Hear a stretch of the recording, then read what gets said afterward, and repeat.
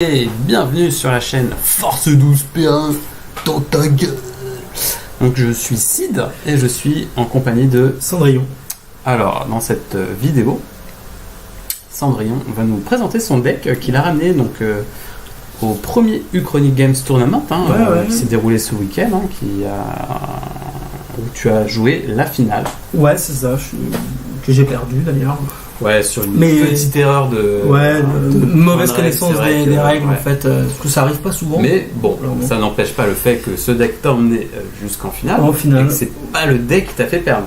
Non, c'est le joueur. Hein, c'est le joueur, c'est le joueur, c'est même pas les dés, tu vois. C'est vraiment le joueur. Le joueur n'a pas été bon. Après, la finale a été un peu particulière puisque la dernière ronde qu'on avait fait, c'était le joueur on connaissait vraiment les decks de l'autre. Donc, connaissiez par cœur. Exactement. C'est un deck que tu as monté toi-même. Ouais. Bah, j'ai vu que j'ai pas internet à la maison.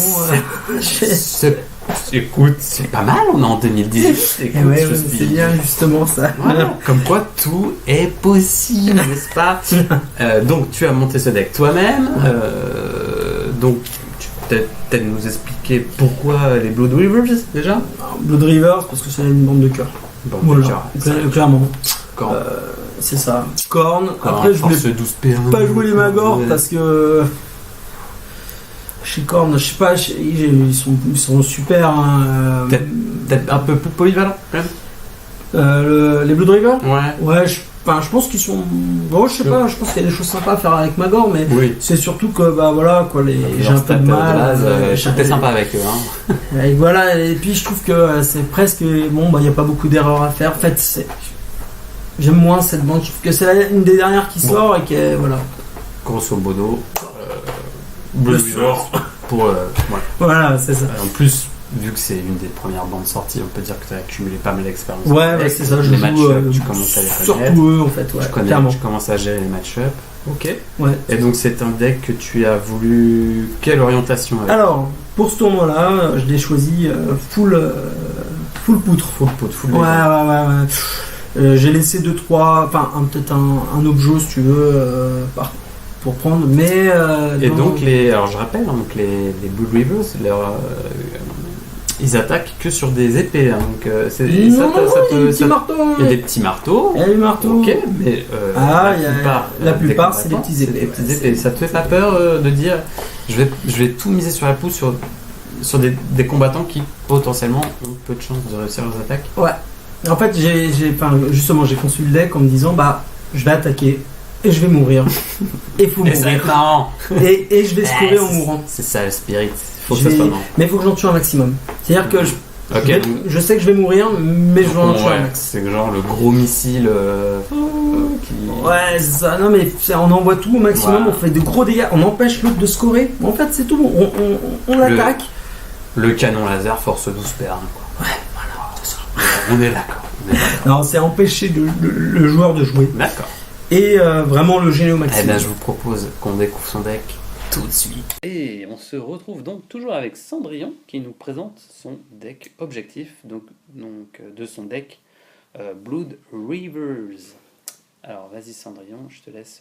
Alors, donc on présente les objets, donc comme on avait dit, en trois catégories, ceux qui sont un peu mid-game, qui peuvent être scorés à partir des fins de manche, les early game et les end-game. Alors, comme on voit, moi j'ai fait vraiment un choix particulier, j'ai réduit le nombre d'early game, puisque je vais jouer très très agressif, d'accord? Donc j'en ai marqué un qui me permet l'attaque anticipée, c'est de marquer ça quand je tuais quelqu'un en territoire ennemi, et le fait de charger avec 3 personnages. C'est du sang pour le dieu du sang. Ouais, voilà, et l'autre c'était attaque anticipée. Donc ça, c'est ceux qui sont vraiment early game, et encore que du sang pour le dieu du sang, c'est-à-dire qu'on est déjà à la 3e activation, donc bon. Et le deck, en fait, moi, quand j'ai joué mon deck, je me suis dit, je vais tenter de jouer pour les fins de game. Je veux dire que je jouais toute ma stratégie pour mes 4 derniers... qu'on verra. Voilà. Donc, cela, c'était le début de game. On va dire que c'est ce qui te permet de lancer un peu la machine. Ouais, lancer la machine. C'était ces deux-là. Ensuite, donc, j'ai choisi donc, une escalade. Donc, à partir du moment où si l'autre prenait un petit peu l'ascendant et qu'il commence à améliorer ses gars, moi je pouvais le faire aussi. Et du coup, ça me permettait assez vite de jouer l'escalade. Si lui le jouait, bah, ça me l'offrait assez facilement. Le seul dans les ténèbres, ça généralement round 2, il était assez facile à scorer. C'est parti, bon bah ça, fin de round 1, voire round 2, c'était, on pouvait le scorer. Et le massacre, enfin seul contre le massacre, alors ça c'était surtout pour les decks qui ne jouaient pas Objo. C'est les decks poutres, ça c'est le petit bonus, il rapporte un point. C'est si jamais je me faisais agresser et que ma stratégie avait un peu du mal à sortir, et ben, je pouvais quand même m'en sortir potentiellement avec celui-là, puisqu'il ne jouait pas l'objectif, donc assez facile à scorer. Et j'avais mis dedans le Corne sans moque, pour s'il y a des morts, beaucoup de morts des deux côtés. Hein. Et comme ça, quand je commence à perdre et que j'ai réussi à taper un peu, et ben ça me permettait de le scorer mid-game. Et ça, c'est vachement bien parce que ça rapporte 2 points de gloire, donc c'est vraiment bien. Le suprématie, et ben je l'ai mis en fait en me disant que soit ça me permettait d'aller chercher de l'objet chez l'autre, vu que le but du deck c'est quand même d'aller très vite chez l'autre, ou alors si je tombais contre un deck poutre et qu'il me laissait les 3 objets chez moi que j'avais perdu au placement, et je sentais que de toute façon il allait venir plus vite chez moi que moi chez lui, et ben ça me permettait de me placer et de récupérer 3 points de gloire, et du coup potentiellement de le scorer à la ronde 1. Et pour terminer, donc les gros. Donc ça, c'est si j'ai réussi à dérouler toute ma stratégie très bien. Donc j'ai le confiné pour ceux qui jouent à la maison. Donc ça leur coûte très cher. Généralement, le confiné, bah, ça se marie bien avec le refus, hein, clairement. Donc si jamais il venait pas chez moi et que ma stratégie avait marché, c'est-à-dire le bloquer, et ben clairement les deux marchaient bien. Le pur carnage, c'est si jamais j'ai vraiment perdu trop de gars et que j'ai réussi à faire un peu de dégâts, bah, ça me rapporte toujours des points. Donc une fois qu'on a scoré Corne sans moque, bon, on arrive assez facilement au pur carnage. Et le dernier, bah, c'est la conquête. C'est si jamais vous avez pris quand même un petit peu, vous avez réussi à faire du dégât, on se dit bon bah une conquête, allez, on envoie un lâche. Et oui, ça va pas avec Corne, mais il va me planter son petit drapeau et puis tout se passe bien, quoi. Donc avec ça, ça m'a permis de scorer en général pas mal et de m'en sortir à peu près contre tous les matchs. Le conquête, tu l'as scoré pas mal de fois, le conquête? Ouais, en moyenne, je l'ai scoré sur toutes les parties, je l'ai scoré 3 ou 4 fois. Ah ouais, quand même. Ah oui, parce que si j'ai tous mes soldats qui sont chez lui, pas de souci. Si jamais il choisit de me négliger, confiner, refus, bah, de toute façon j'ai marqué la conquête. C'est toujours 2 points, plus les autres, si jamais... dans l'ensemble, je scorais assez facilement, j'ai pas eu trop de soucis. Le seul où je scorais le moins, c'était contre les squelettes, mais les squelettes, eh ben, ils sont nombreux et puis ils offrent des points de gloire assez facilement. Je vois. Voilà, les orques, bah, c'est pareil, hein, les orques... Je pense que ça aurait été un match-up, et encore que qui m'aurait un peu plus gêné, puisque ma stratégie aurait été plus dure. Mais j'avais construit le deck pour pouvoir tenir assez bien les assauts des orques. Y a-t-il des objectifs que tu changerais dans le futur? Eh ben, potentiellement, je me verrais bien changer la suprématie, puisque j'ai dû le scorer 1 ou 2 fois maximum. Donc ça, je pourrais peut-être le changer. J'ai pas encore trop d'idées sur quoi partir, clairement. Certainement pour le remplacer par un early game. Voilà, c'est celui-ci. Et potentiellement seul contre le massacre, qui m'a été pas si utile que ça. Voilà, ça n'a pas été très utile. Donc c'est potentiellement les deux que je changerais. Les autres ont été vraiment très très faciles, enfin assez faciles à scorer, et ça s'est assez bien passé pour les scorer, quoi. Très bien, on va passer tout de suite à ton deck de pouvoir. Et on se retrouve avec le deck pouvoir de Cendrillon, donc toujours sur ses Blood Rivers. On t'écoute. Alors, du coup, on va commencer par les choses basiques, qui est le butin de guerre, hein, clairement. Donc on a compris que c'était ton MVP, hein, cette carte. Alors, c'est pas mon... Non, c'est ta carte coup de cœur, quoi. Non, c'est pas celle-là, ma coup de cœur. Mais celle-là, et justement, vu que j'ai baissé le nombre d'early game, je me suis dit, butin de guerre devenait nécessaire dans le deck. J'ai rentré, du coup, force accrue et force incroyable. dans D'accord. le deck. Donc du coup, ça, tour 1, ça peut vraiment surprendre. Saek qui déboule sur un Stormcast ou un Orc et qui le tue, qui le one-shot, ça surprend. Et ça, en fait, c'est le but. Ou bien, on peut équiper facilement, si tu veux, les autres armes. Donc la tueuse de héros, la martelle d'ombre vert.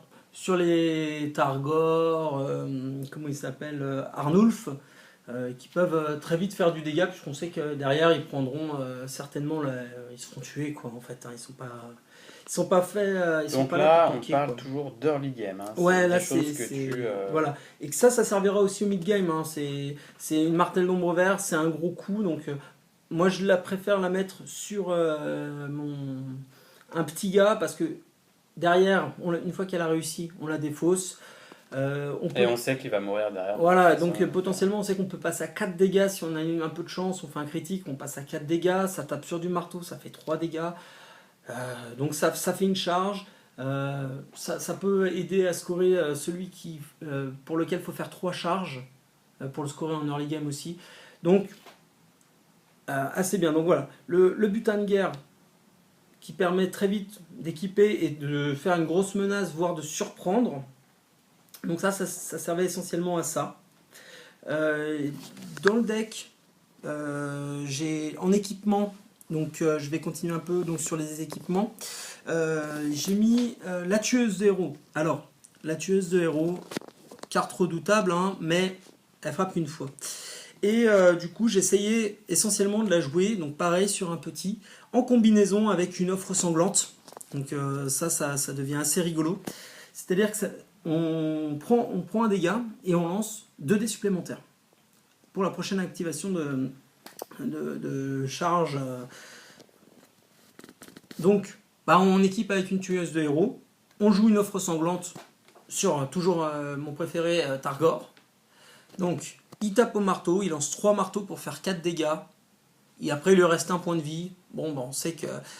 Et ça peut surprendre, quoi. Un déplacement de 4, voire avec un pas de côté ou une distraction, on peut passer potentiellement à 6 de mouvement. Enfin, 6. On peut aller chercher un compagnon, enfin un veilleur de la garde sépulturale, un Stormcast.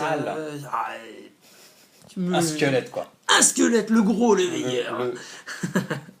Donc voilà, donc si vous voulez, en plus ça va surprendre vraiment l'adversaire et du coup il va être peut-être obligé de changer sa stratégie. D'accord ? En équipement important, j'ai rentré une arme dissimulée parce que pareil, l'arme dissimulée se marie bien avec l'offre sanglante puisqu'on augmente son jet de dés, donc on augmente potentiellement le nombre de critiques. Alors l'arme dissimulée, elle marche sur tout le monde. Ça, moi je trouve qu'elle est fantastique pour ça. Donc, l'arme dissimulée, elle marche sur tout le monde. C'est-à-dire qu'on la met sur un Saek, et il peut faire 5 dégâts, il peut aller chercher un chef orc. On la met sur Garek exalté, pareil, tout en augmentant le nombre de jets de dés. C'est vraiment, vraiment très bien. Ensuite, ce qui se passe, c'est que celle-là, c'est un petit combo avec, comment il s'appelle, notre ami Arnulf. Arnulf, il a la caractéristique de base, c'est qu'il fait déjà un critique. Quand on fait un critique, il fait un dégât supplémentaire. Et donc avec celle-là, on passe avec un petit gars, on passe à 4 dégâts avec Arnulf. Donc voilà, encore une fois, c'est un mec qu'on n'a pas vu venir, qu'on se dit, bof, il n'est pas très menaçant, il tape fort. J'ai rentré l'arme éveillée, donc comme on a dit, pour offrir une relance. C'est tellement fort. On ne peut pas s'en passer. Hein. C'est ça, voilà. Le murmure qui, lui, donc, augmente, si vous voulez, ma statistique de toucher, quoi. Hein. Ouais. C'est... sur un coup au marteau, je crois qu'on passe de une chance sur 2 à une chance sur 3 avec un murmure. Donc, 2 chances sur 3, ouais. Donc ça devient quand même vraiment intéressant. Là, donc ça c'est le pas dans l'ombre. Oui. C'est celui qui permet vraiment le petit côté surprise. Bon vraiment bien. Tu l'as utilisé, ça t'a utilisé? Il m'a servi justement contre les squelettes parce que les squelettes font des cordons qui sont vraiment pénibles. J'ai pu passer au travers de ces cordons, il l'a pas vu venir Et contre les Magor, notamment, je m'étais fait bloquer dans un coin. Et ça m'a permis d'aller one-shot un de ces autres guerriers qui était... Donc voilà, Ouais, ça m'a peut- servi ça quoi. peut faire le taf. Ouais, Ça ça peut fait le faire le taf, taf. hein, franchement. Bon, bah un destin à accomplir. Voilà, encore un point de gloire gagné en fin de partie. Donc moi j'aime bien, j'aime bien. Mon lâche me rapporte quand même un peu de points, donc c'est agréable. Et le piège à âme, bon bah c'est pour défendre un peu. J'avoue que Le piège à âme qu'on retrouve dans beaucoup de decks. voilà, Parce que alors une c'est carte, celle justement qui m'a laissé le plus parce que perplexe, c'est-à-dire que ça reste une chance sur deux. Et quand on en a vraiment besoin, c'est le moment où ça marche pas, quoi. On va être honnête. Voilà. Ça marche un peu comme le rebond. Quoi. Ouais, c'est un peu ça. Voilà. Donc, alors le pas de côté. Le pas de côté, carte de déplacement, ça m'offre une possibilité de couvrir plus de terrain, de prendre si besoin un objectif dernier moment. Donc ça reste un incontournable, je pense, hein, que ça soit en poutre ou en... Ouais, ce genre de carte Voilà, ça offre un qui vous mouvement sera toujours hors... utile.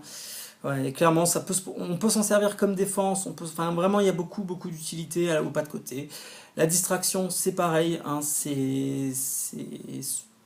ça peut rapprocher un ennemi, éviter de charger contre lui, ça peut ouvrir une fenêtre, c'est-à-dire qu'on pousse à l'aide, le joueur adverse fait un cordon pour protéger son chef, il le cache et tout. On peut réussir à dégager un petit passage et s'y frayer tranquillement dedans. Alors, ensuite j'ai joué une folie passagère. Alors la folie passagère, c'est une de mes cartes préférées, même si pareil, c'est une chance sur deux que ça passe. Mais c'est avec la distraction, ça devient rigolo parce qu'on peut toujours le pousser et le mettre côte à côte. Et un Stormcast qui tape sur un Stormcast, c'est bien, et puis ça fait mal. Hein. ça fait mal. Et ça devient très intéressant, si vous voulez, notamment quand quelqu'un monte une énorme pile d'amélioration sur son personnage qui tape très fort. Et grâce à ça, vous allez pouvoir taper très fort chez son camp avec son personnage. Hors phase d'action, donc... Est-ce qu'on pourrait presque dire que ça vous fait gagner une activation presque. Moi c'est ça, moi je le vois comme ça, on a une chance sur deux de gagner une activation. Voilà, donc je pense que ça restera une des cartes que je jouerai assez souvent, puisqu'il est fréquent de voir deux personnages côte à côte, hein, clairement. Donc l'offre sanglante, on a vu, c'est par rapport aux cartes. Alors, l'insensible, elle est pour moi absolument géniale, c'est-à-dire que on peut charger avec un personnage et derrière pas prendre le feu, la foudre des autres, hein, puisque de toute façon on ne subira qu'un seul dégât. Donc carte que j'aime bien. Généralement l'autre ça lui passe un peu l'envie de charger derrière, donc ça me fait gagner un peu de tempo quoi, sur une ronde. Donc vraiment, vraiment très très bien.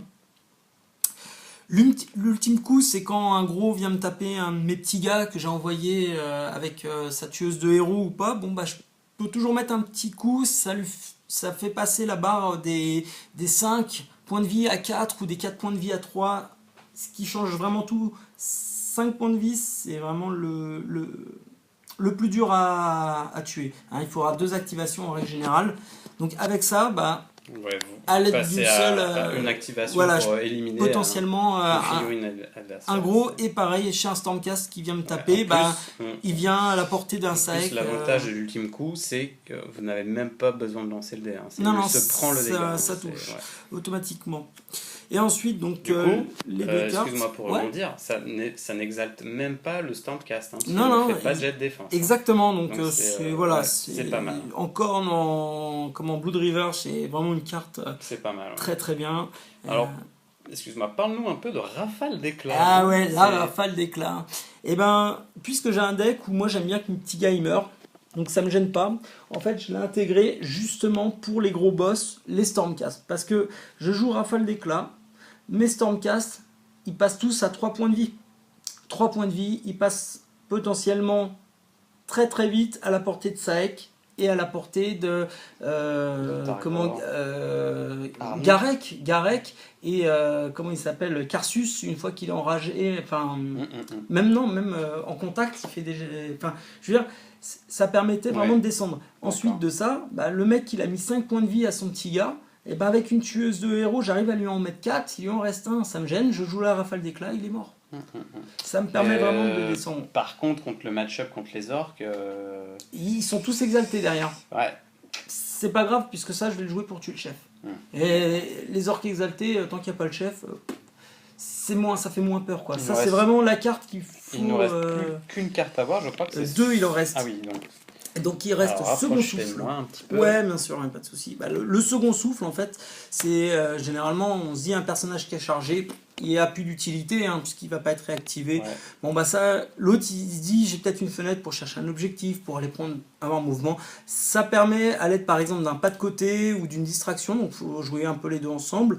Ou bien, on a été gourmand et qu'on s'est rapproché, enfin on s'est attaqué à 2 mecs, de retenter sa chance si l'autre nous l'a pas tué. Et pareil, encore une fois, second souffle, ça marche bien avec insensible. Parce que si jamais il se dit je vais charger, on a toujours la possibilité de rejouer le second souffle. Et la dernière. Et voilà, et ça moi c'est ma carte maîtresse de mon deck. C'est la stratégie révisée. Et alors là, si vous voulez, c'est justement, comme vous avez vu, j'ai un deck d'objets un peu particulier. Et il faut que, pour scorer, il faut que je puisse rapidement les trouver. Et quand je joue Blood River, je prends une activation pour piocher une carte. C'est quand même, c'est un peu triste, sachant qu'on a 4 activations, on a 5 personnages en début, c'est un peu triste. Celle-là, j'essayais toujours de la garder pour la fin de partie. Si jamais je ne trouvais pas mes objectifs, je défaussais toute la main tous ceux que j'allais pas scorer pour tenter de les repiocher et de les scorer. Et comme on a vu, j'avais un deck qui pouvait scorer en fin de partie énormément, surtout si j'ai eu beaucoup de morts, si l'autre n'a pas bougé de son terrain, j'avais une possibilité de scorer vraiment beaucoup. Et la stratégie révisée me permet d'aller chercher potentiellement des objectifs dont j'ai vraiment besoin. En fin de partie. Comme ça, je défausse ceux que je sais que je ne marquerai plus. Bon, super. Est-ce qu'il y a des cartes que tu changerais peut-être éventuellement dans le futur ? Ouais, éventuellement je changerais un piège à âme. Ah ouais ? Ouais, piège à âme. Je suis pas encore convaincu quoi. J'ai pas été peut-être un peu déçu de la carte. Les dés m'ont peut-être déçu, donc à voir. Potentiellement, je serais pas contre de changer un second souffle et un rafale d'éclat, pourquoi pas. Rafale d'éclat, le problème, ça va dépendre du match-up. Là, comment dire, contre les Magors, ça m'a très bien servi. Contre la garde sépulcrale, ça, pas d'utilité. Pas très peu d'utilité contre. Ça permet de taper les gros, mais bon, vu qu'ils reviennent derrière, ça pas. Voilà. Et contre les Blood River, ça n'a pas eu beaucoup d'utilité non plus. Donc, à part contre du Stormcast, parce que Stormcast, il a la possibilité quand même à peu près de one-shot tout méga très vite. C'est les cartes que je serais susceptible d'enlever. Un rafale d'éclat, second souffle, parce que second souffle, c'est dans l'hypothèse qu'il ne m'a pas tué. Donc voilà, potentiellement ces 2 cartes-là, je les changerai. Super. Et écoute, on se retrouve tout de suite pour la conclusion.